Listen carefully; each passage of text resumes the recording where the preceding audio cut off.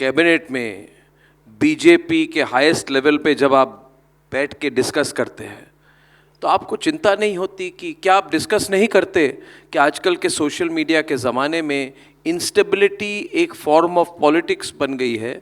क्या आपको चिंता नहीं है कि ये एल्गोरिथम सोशल मीडिया मैनेज करके जिस तरह से नेपाल में जो हुआ, जिस तरह से एक्चुअली ये सवाल पूछना चाहिए, मुझे मौका मिल रहा है आपसे पूछ रहा हूँ मैं, ये बांग्लादेश में जो हुआ, नेपाल में तो अमेरिकन सोशल मीडिया कंपनीज और एप्स का एक रोल निकला है। एक ऐप है, कोई डिसरप्ट या डिस्टॉर्ट करके एक ऐप है, उस ऐप के जरिए खून खराबा हो गया, वहां के बड़े बड़े पॉलिटिशियंस के घर जलाए गए और उसके बाद कोई रिस्पॉन्सिबिलिटी नहीं था।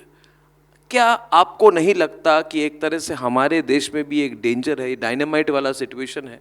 शिवराज जी, क्या पता। और देखिए, थोड़ी लंबी बात करूंगा इसमें, फार्मर्स प्रोटेस्ट के समय में लगता है कि सरकार ने बहुत समय दे दिया, थोड़ी जल्दी एक्ट करते तो वो नहीं होता जो 26 जनवरी को हुआ, जहां पे हमारे तिरंगे पर अटैक हुई।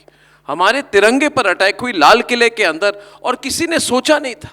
तो कंस्ट्रक्टिव पॉलिटिक्स तो एक बात है, मगर मेरा सवाल ये है, क्या आप मोदी जी, बड़े बड़े हमारे नेता, जब आप डिस्कस करते हैं, क्या कभी इस बात पर डिस्कशन होती है कि क्या नेपाल या बांग्लादेश वाली परिस्थिति कहीं भारत में कोई करने की कोशिश ना करे? कोशिश तो हो रही है, टुकड़े टुकड़े गैंग है, ये लोग कोशिश कर रहे हैं। तो जितना आप हमारे साथ ये आश्वासन लोग चाहते हैं शिवराज जी, ये अवॉइडेबल क्वेश्चन नहीं है, इस सवाल का एक तरह से आप जितना डिटेल जवाब देंगे उतने लोग इधर प्रभावित होंगे, इन्फ्लुएंस होंगे, वो जानना चाहते हैं। It's a dangerous situation. आप विकसित भारत के बारे में बात कर रहे हैं, मगर जो काठमांडू में हुआ किसी ने प्रेडिक्ट नहीं किया। ढाका में जो हुआ सबने देखा 24 घंटे के अंदर, और उसके बाद यूनुस जाके वही पश्चिमी कैपिटल में जाके हाथ पकड़ते हैं बिल क्लिंटन की, थैंक यू, आपने इतना हेल्प किया, आपके कारण हमने पूरी मतलब डेमोक्रेटिक सरकार निकाल दी। षड्यंत्र खुल के आ गई। क्या यही षड्यंत्र भारत के खिलाफ नहीं हो सकता है? और इसके लिए आप क्या कर रहे हैं, क्या सोच रहे हैं? थोड़े डिटेल में आप अगर हमारे साथ शेयर करें अपने विचार। 140 करोड़ का हमारा देश, अलग भाषा अलग वेश, फिर भी अपना एक देश। दिल्ली हो या गुवाहाटी, अपना देश अपनी माटी, इस भाव से अनुप्राणित है। और मुझे ये कहते हुए गर्व है कि देश की जनता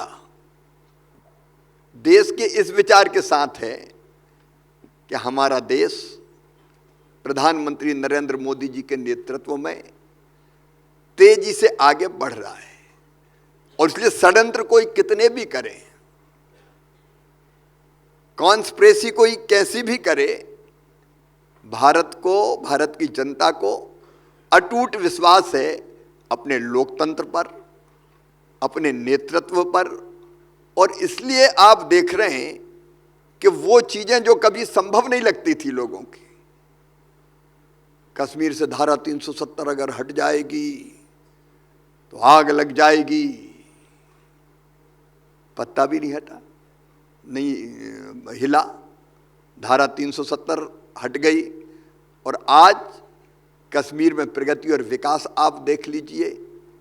हमारे यहाँ नक्सलवाद के बारे में लोग सोचते थे कि ये तो कभी खत्म ही नहीं हो सकता। हमारे गृह मंत्री जी ने तारीख बता दी कि इस तारीख तक नक्सलिज्म खत्म। आंतरिक शांति और व्यवस्था बनाने के जो प्रयत्न हुए हैं, उनके परिणाम दिखाई दे रहे हैं कि पूरा देश मजबूती के साथ आगे खड़ा है।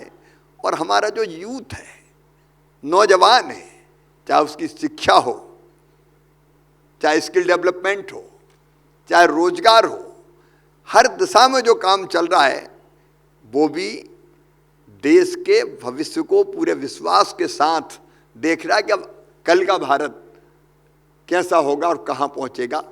और इसलिए कोई कितने भी सपने देखे, संदेह का वातावरण खड़ा करे, भारत भारत है, एक रहेगा, तेजी से बढ़ेगा और दुनिया को दिशा दिखाएगा।